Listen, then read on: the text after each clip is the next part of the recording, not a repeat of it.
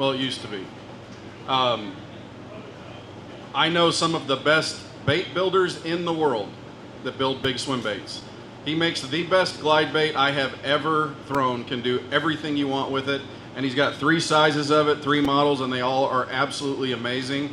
And I would tell that to Jerry Rago's face right now. And Jerry's a good friend and makes an amazing product. I tell it to Huddleston too, by the way. Um, this is Byron Childers. He's the national sales manager for Missile Baits. So you can thank John Cruz when you see him walking around for this gentleman being here. But Byron is a big bait junkie, and he has been catching big ones on glide baits and swim baits now for 6-7 years, 5 years up there in Tennessee. These guys know big baits, and they know big bait techniques. So I thought it might be a neat addition to bring them here, and for anybody that's interested in learning stuff about swim baits, I thought these guys might be good to do it. So why don't you guys grab that microphone, and we can, and that way you guys can trade it back and forth, just the one. So Josh, let's start here real quick. I mean, obviously this is not a Neely Henry bait per se, but you could catch them on just about any other lake around here, Guntersville, Pickwick. I mean, you'll throw it there. Oh, yeah. But this is the largest Tado glide. What did you actually call this one? It's a Tony.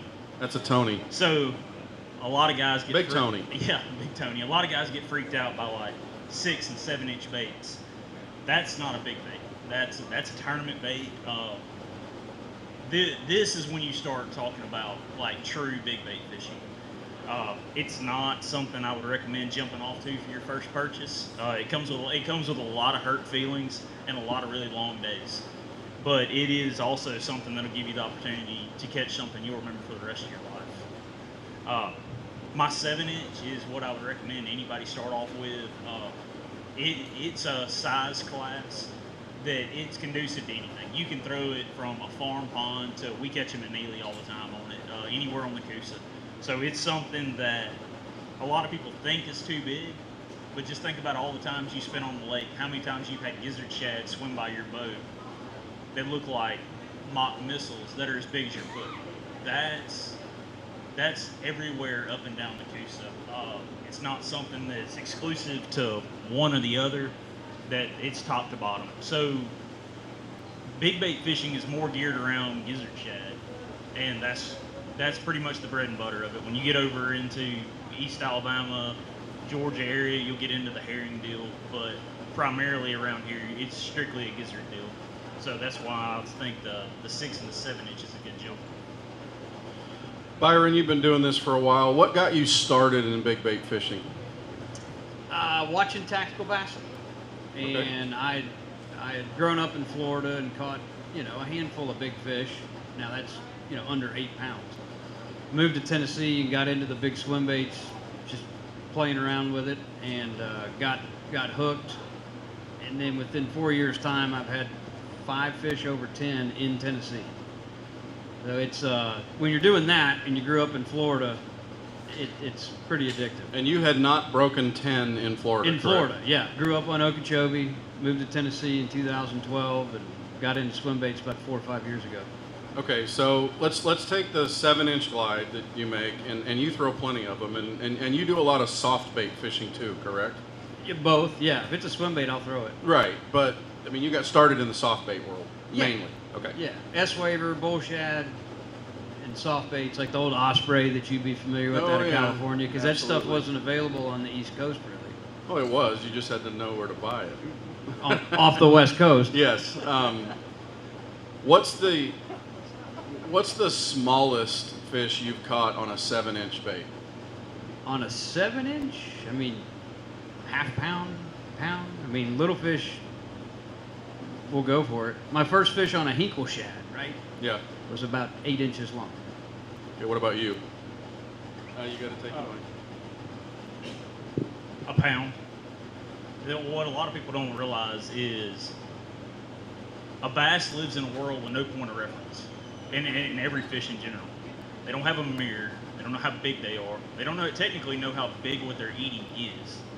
Everything's in scale to them. So they can't, like a fish sees a 7 or 8 inch bait swimming by. he can't turn around and look at the end of his tail and go, well, I'm about that big. Because he lives in a world with no point of references.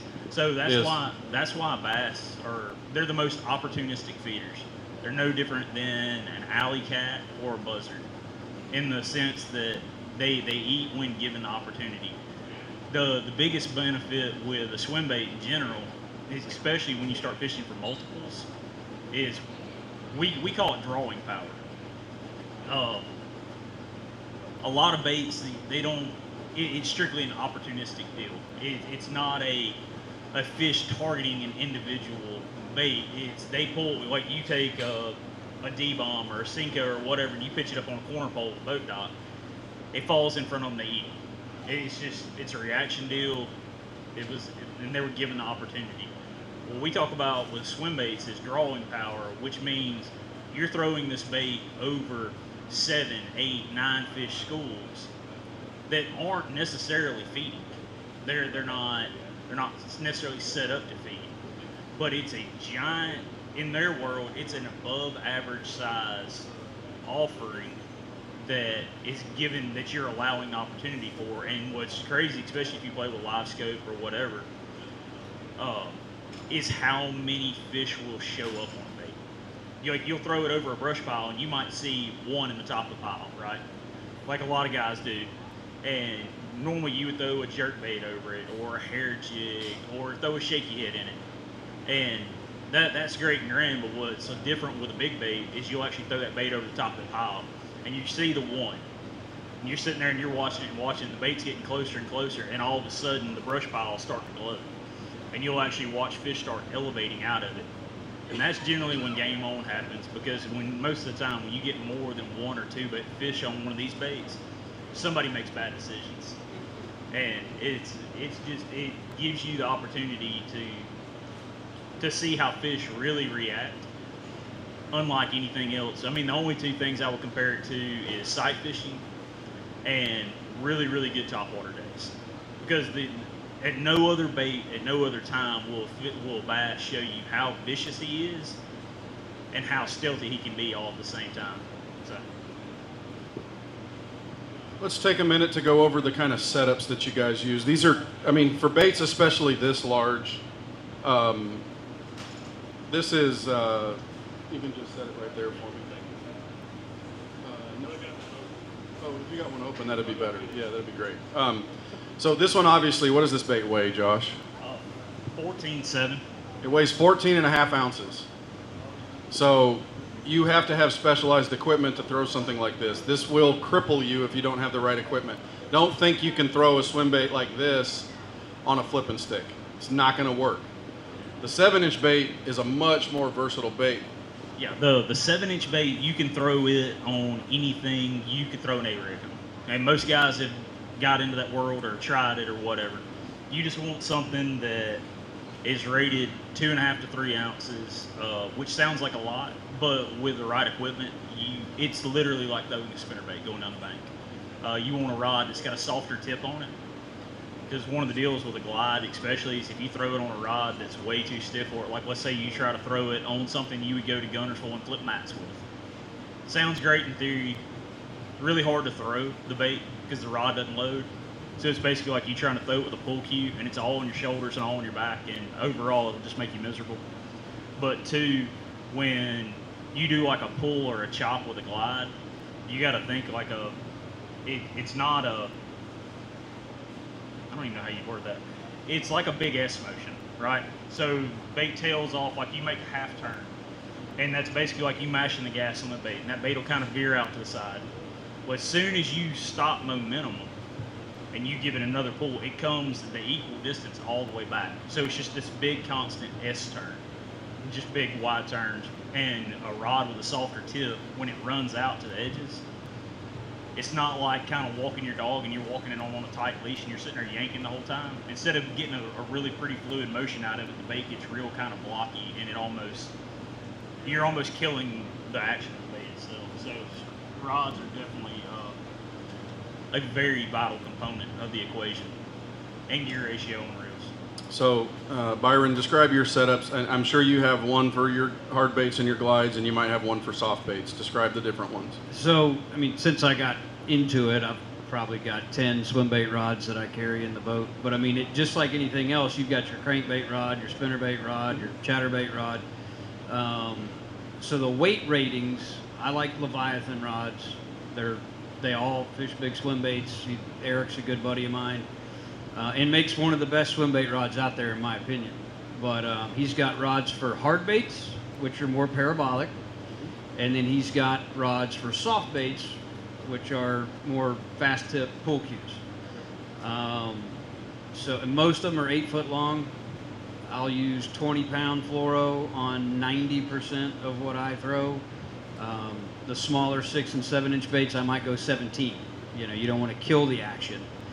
But yeah, so the Leviathan rods, whether it be the Alpha for the soft baits or the Omega for the hard baits, and then fluoro, I like the Daiwa 300, the Tatula 300s.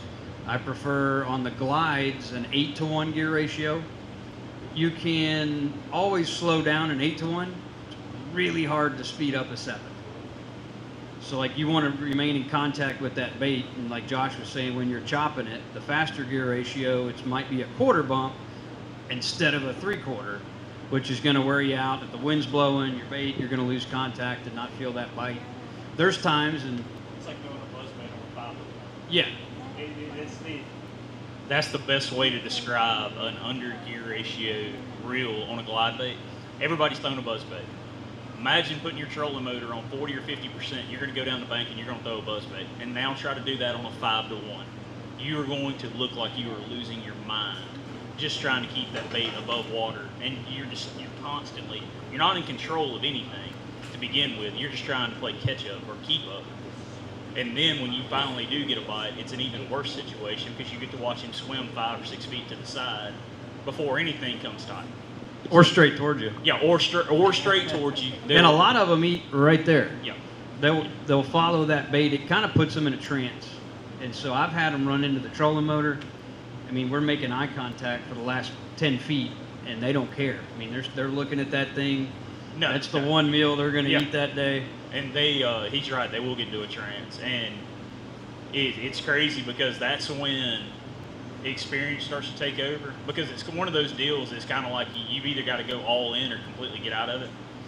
So you'll like make a speed change or make like 2 or 3 really quick, hard turns, which everything in your body says when you're sitting there looking at a 7-pounder that's 6 feet away from you, that's on a bait. Like your instinct wants to go, slow it down, give him more time, slow it down, give it more time, when in reality, probably 90% of the time, that's the exact wrong thing to do.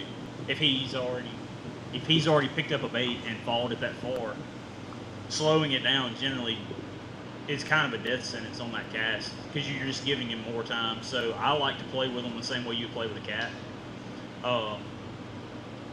You basically make them make a decision. Like a cat, you can sit there and play with him in your living room floor, and if the toy's just laying there, he could care less.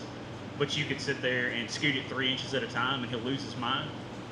So that's what I like to do with them, especially if you're getting followers or anything, is I like to make really quick, abrasive moves with a bait and just make them make a decision. Either eat it or get out of the way. Okay, let me ask you guys a question. How many of you think this is too big for a place like Neely Henry? Be or honest. wherever you live. Just be honest. Be I mean, honest. I'm going to show you something. Like, how many of you would pick this thing up and go, oh my gosh, how can I throw this? How many of you would see this kind of thing and just go, it's too big, I can't throw this? Well, I want to give you a frame of reference. How many of you throw a Super Spook or a Vixen or something like that? You all throw those topwater walking baits, right? Look at that size comparison. It's the same size. Yes, it's a little bit bulkier, but it's the same size bait. So when you guys think about this, how many pound fish have you caught on a topwater bait like this? 1 million. You're going to catch the same type of fish on this, but you're going to give yourself a little bit bigger chance at a true giant with a bait like this. So take the "it's too big" out of your mind. I just want you guys to have that as a reference. This is a Yeah. Reaction Innovations Vixen. Like this bait, we crush on this bait on the bottom end of this lake in the fall. Like it is insane. Like, all right, so you know how the giant spots only show up on this place like 4 months a year? They disappear the rest of it, but for some odd reason, big spotted bass show up in November, December, January, February, like in that range. This thing on the bottom end of this lake in the fall will show you that Neely Henry has bigger spotted bass in it than you ever thought, and they will go absolutely berserk over it. You can throw it as fast as you want to throw it. Whether you throw it like a big walking bait, you can burn it. But I made this bait to throw like a spinner bait. I didn't want it to be something that was hard for people to throw or cumbersome. Like, I wanted it something you could put the trolling motor, like I said, on 40 or 50%, slide down the bank and throw it at everything you would throw a walking bait or a spinner bait at. What was the first swim bait that got you going, Byron? Like, you saw that and just went, I got to do that. So I took the tactical bassin method. So I mean, I bought the S-Waver and the Bull Shad and the Dobbins Fury, which, you know, we joke is the swim bait starter kit. Yeah. And Grubs now. but like the first handful of times, I had a 7 and a 9, and then one of the 10s I've caught on an S-Waver. So I'm Yeah. like, okay, there's a little more to this, you know. And then I wanted to get all the hype baits. So I was guilty of going out and, you know, looking at forums and old posts and wanted to try them all for myself. And since then, I've kind of whittled it down to, you know, what works for me. And I don't currently own an S-Waver. What about you? What was your bait? Depth's 250. Okay. I The slide swimmer? I stampeded right at it. There was no, I didn't even think about buying a 6-inch. I went straight to a 9-inch 250. So the 250, when you look at baits from Japan and China that are manufactured, they're manufactured in millimeters. They're not manufactured in inches. So a 250 is roughly a 9-inch bait. It's 250 millimeters is the way it does. A 128 is going to be around 6 inches. Yeah. I mean a 168. Sorry, that's what it's going to be. And that was not the bait to learn on. The depths? No. No, That was at all. not that was not a bait to learn on. It's a bait that does one thing really well, and it makes you feel really stupid when you learn on one-trick ponies. That's what I was telling a guy earlier. I don't care if you buy one of mine if you don't, but don't go. Yes, he does. I do. What I'm saying is, I kind of care too. yeah, well, no, what I'm saying is, I would rather somebody buy 3 baits. Buy a bait that'll chop, buy a bait that'll wide glide, and then kind of buy you one that was in the middle of it. And that's what I would consider mine. Mine's kind of in the middle. No, bullcrap. Yours is the best one that does No, everything. well, no, that's not what I'm talking about. I'm talking about something that you can wide glide, you can chop, you can fish fast, you can fish slow. Kind of like, and that's what I was saying. That's the way I built mine, like a spinnerbait. I wanted it to be able to do as much as it could, as well as it could. What we were talking about, like the 250. The 250 is a really good, like what you would call like a big slashing bait, like a big pull bait. But if nobody told you and you went and bought a 250 and you thought you were just going to throw it out and do like really big, slow, wide glides and stuff like that, Which is what the S-Waver is good for. you would be staring at a bait that was going to be swimming directly back at you in the straightest line you've ever seen, because nobody told you, hey, you've got to get it started. Like you almost like have to pull start it like a weed eater. And when you pull start it, you get a big motion out of it and you build some momentum, and then it does a lot of things really pretty. But if you didn't know that, or if you hadn't seen a YouTube video or been in the boat with somebody with that, you would thought I just spent $250 on a bait that swims like a floating log. Like it just swims straight back at you and does nothing. So that's what I was getting at by saying, don't think, like if you want to get into this game, you don't have to spend an insane amount of money. Buy one good rod, like the Leviathan's a great option. I would recommend, like if I was going to get a swim bait rod, get a heavy. Don't get an extra heavy, because extra heavy you're thinking giant, heavy workhorses and all that. Just get a heavy. get a 200 series reel, like a wide spool, whether it be Shimano, Daiwa, whatever. Get a good 200 series wide reel, and get you 2 or 3 baits, and spend the time to learn what does what doesn't do what. That way, you can develop a sense of like how you fish them or what you want to achieve with them, and you can go from there. It's hard to build something with no foundation of it. So yeah, I would recommend somebody buy 2 or 3 baits, learn what they do, learn how to use them before I went and said, oh, you need 15 different glide baits. So I talked to Art Newberian, is one of the owners of Spear Point Hooks up here. He's from Fresno, California, before he moved here. Art is a junkie when it comes to swim baits. So when he moved here, I told him he had to have the Tato.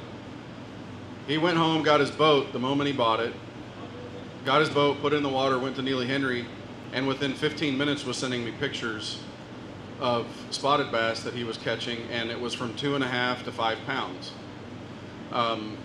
It's a very effective bait. One of the things that I come from the West Coast, to learn waters like this a lot of times can be a little daunting, because out there we're talking, I've caught fish in 123 feet of water in California. I've caught swim bait fish in 2. But this gets a little uncomfortable. I talked to Justin Lucas, who's from West Coast as well, California, and I asked him, what made you comfortable? And he said, I put a 6-inch paddle tail swim bait on my boat, the hollow bellies. And he said, I just went down the bank and I threw it like a spinnerbait. And his theory was, as these guys are talking about, every fish out there will eat another fish. So if you present something that looks like a natural fish, you're going to start drawing more strikes, correct? Yeah. Let's talk colors a little bit. Does anybody have any questions so far? I know Ethan's got like 7 of them. He's going to have to text them to me. But does anybody have any questions so far? We're kind of dominating the mics, but okay. Let's talk colors. How do you decide colors in a swim bait? So I keep it pretty simple. Shad patterns. So like in Tennessee, especially in the Tennessee River, our shad have a little purple in them. So, you know, when Josh sends me his Tatos, they're purple. But so you have one of those, like a super realistic shad pattern, and then more of a bone for like those cloudy days. Well, let's get into that real quick. Okay. Conditions wise. Yeah.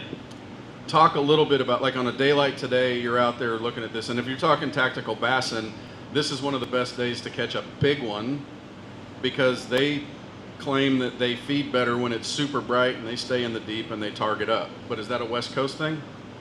I think that's more of a West Coast thing, Okay. if it were me. Here, like I catch, a lot of it has to do with temperature. So like the colder it is, the more the shad wad up together. Yep. And I've caught them on top water in the dead of winter, busting on shad. You know, but to me, I look at where the bait's at first, and then you're going to match the hatch, obviously. But you know, the cloud conditions and stuff like that, I'll want a bait they can see a little better if it's cloudy. If it's sunnier, then you'll go more natural. This is how I do it. Yeah, about the same. The only weird phase of that I throw in is like a shock and awe bait, which just doesn't look like anything.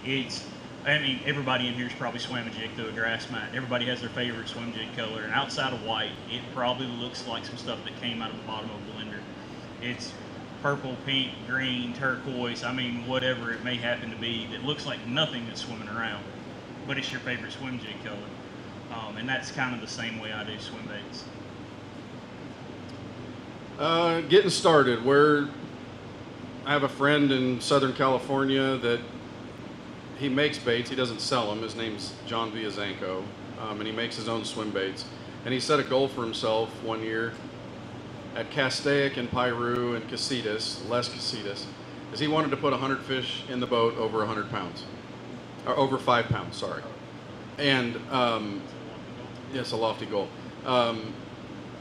His theory was, there are trout out there, was if I'm fishing swim baits, I would throw this bait where if I was a trout, I wouldn't want to swim, because that's where they're going to get eaten, right? So, like, give them a starting point. Best thing to look for when they're going to go out there, they're going to pick up whatever bait they're going to buy. What's the best thing to look for on the conditions? And you talk maybe some more highland type, reservoir type things, and you talk Coosa River type stuff? So here, this time of the year, every big green tree you can find, especially early. I don't know, and it's weird because they just kind of appear out from under them. I really like running trees. Live scope kind of plays into that. Live scope helps with that as far as keeping track of your bait, not getting hung up and stuff like that. But worst case, I mean, I still throw my 7-inch like walking bait probably 80% of the time, and I like to throw it right over the top of the big trees. The other thing I really like keying on, especially on this lake in general, is seawalls.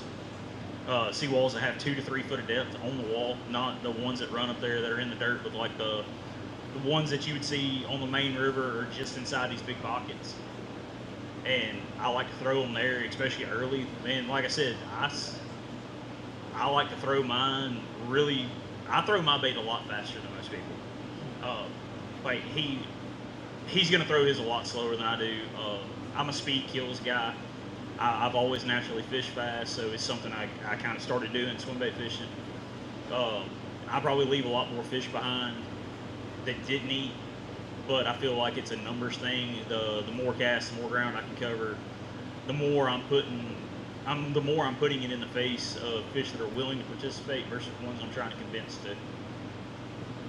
Take it over, you go.